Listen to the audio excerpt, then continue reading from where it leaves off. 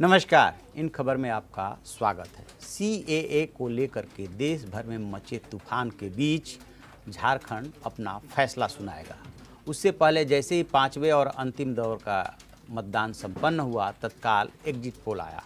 Exit poll के नतीजे बता रहे हैं कि बीजेपी के लिए कम से कम अच्छे दिन नहीं आने वाले हैं। 3 एग्जिट पोल देखेंगे। इंडिया टुडे एक्सिस ने जो किया है उसमें जो है कांग्रेस को 38 से 50 और बीजेपी को 22 से 32 सीटें दी गई है। ABC वोटर ने जो किया है उसमें कांग्रेस को 35 और बीजेपी को 32।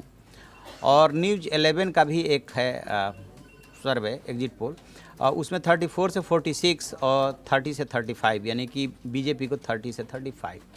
81 वहाँ पे कुल विधानसभा की सीटें हैं। मान के चलिए कि 41 सीटें चाहिए आपको बहुमत में आने के लिए। तो तीनों में से किसी में बीजेपी आती हुई नहीं दिख रही है। उसके लिए संकट इसलिए बढ़ा है कि झारखंड का जो एक तरह से कह सकते हैं चुनावी समीकरण रहता है वो थोड़ा अलग तरीके का है। 3 राज्य बने थे साल 2000 में, लेकिन 2 राज्य ऐसे रहे, ये झारखंड इकलौता राज्य बल्कि ऐसा रहा जहाँ पे कभी स्थिर सरकार रही ही नहीं। रघुवर दास की पहली ऐसी सरकार थी जिसने कि झारखंड में 5 साल का कार्यकाल पूरा किया। अब बीजेपी के सामने चुनौती है रघुवर दास को रिपीट करने की, यानी कि रघुवर दास को लाने की, और दूसरी तरफ विरोधी दल है यानी कि कांग्रेस, जेएमएम और आरजेडी, उनके सामने चुनौती थी कि कैसे इनको आउट किया जाए। यानी कि इसको दूसरे तरीके से सिक्के को पलट देते हैं। दूसरे तरीके से देखिए, मुद्दा ये भी बनाया गया कि आदिवासी मुख्यमंत्री, चूँकि आदिवासियों की संख्या वहाँ पे खासी है, या बाहरी मुख्यमंत्री कह लीजिए या झारखंडी मुख्यमंत्री कह लीजिए। तो बीजेपी ने एक्सपेरिमेंट किया था 2014 में कि जहाँ जहाँ पे महाराष्ट्र, हरियाणा, झारखंड, जहाँ जहाँ पे वो सत्ता में आई वहाँ पे जो सेट पैटर्न था उसको उसने बदल दिया था। जैसे मराठा मुख्यमंत्री बदल दिया, हरियाणा में जाट मुख्यमंत्री बदल दिया, ठीक इसी तरह से झारखंड में आदिवासी मुख्यमंत्री पैटर्न बदल दिया, जो है आदिवासी को ले आई रघुवर दास को। अब इस बार क्या हुआ है कि उसके पार्टी में भी, यानी कि सरजू राय जैसे नेताओं ने पार्टी छोड़ी, निर्दलीय चुनाव लड़ा और इनके लिए चुनौती पेश की और रघुवर दास के ही अगेंस्ट चुनाव लड़ गए। तो शुरू के जो 5 फेजेज में चुनाव हुए हैं, माना यह जा रहा है, बीजेपी का जो अपना अंदरूनी आकलन है उसमें माना यह जा रहा है कि शुरू के 2 चरण में उसे नुकसान हुआ, बाद के 3 चरण में उसे लग रहा है कि फ़ायदा हुआ। क्यों? क्योंकि तब तक सीए का हंगामा शुरू हो गया था। तो एक तरह से ये भी कह सकते हैं कि पोलराइजेशन करने की कोशिश की गई। अब उसका कितना फ़ायदा हो रहा है, इसको कितना नुकसान हो रहा है, ये 23 तारीख को सवेरे 12 बजे तक पता चल जाएगा। इसके बावजूद जैसे ही एग्जिट पोल आया, बीजेपी के जो रणनीतिकार हैं वो सरकार बनाने की मुहिम में जुट गए हैं कि किसी तरीके से जेएमएम को और कांग्रेस को सरकार बनाने से रोकना है। कैसे? जैसे उसने हरियाणा में किया, जैसे उसने महाराष्ट्र में करने की कोशिश की, ठीक उसी तरह से उसे लग रहा है कि यदि इस माहौल में झारखंड हाथ से निकला तो इसका गलत संदेश चला जाएगा। अभी उसके जस्ट बाद दिल्ली में चुनाव है और 2020 के शुरू में दिल्ली में चुनाव है और 2020 के लास्ट में बिहार में चुनाव है।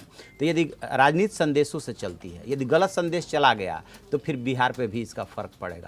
उसी गलत संदेश को रोकने के लिए वो हाथ पांव मारेगी। कैसे? यदि ये भी समीकरण रहता है, बीजेपी के रणनीतिकार जो लगे हुए, यदि ये भी समीकरण रहता है तो जिस आजसू से अलग होकर के दोनों चुनाव लड़े थे, आजसू को पिछली बार 5 सीटें मिली थी, उस आजसू से बातचीत चल रही है जो सुदेश महतो है कि कैसे रिजल्ट आने के बाद जो है हाथ मिलाया जा सकता है। ठीक इसी तरह से जो वहाँ पे जेवीएम है, यानी झारखंड विकास मोर्चा, वो ऑलरेडी मरांडी जो है बीजेपी में रह चुके हैं, तो उनसे भी बातचीत चल रही है कि यदि त्रिशंकु विधानसभा की स्थिति उभरती है और कांग्रेस, जेएमएम को और आरजेडी को क्लियर कट मेजोरिटी नहीं मिलती है तो फिर कैसे तीनों मिलकर के सरकार बना सकते हैं। एक तो सीन ये हो सकता है कि उस गठबंधन को क्लियर कट मेजॉरिटी मिल जाए, यानी कि जेएमएम, कांग्रेस और आरजेडी, कोई झगड़ा नहीं, इनकी सारी रणनीति धरी रह जाएगी।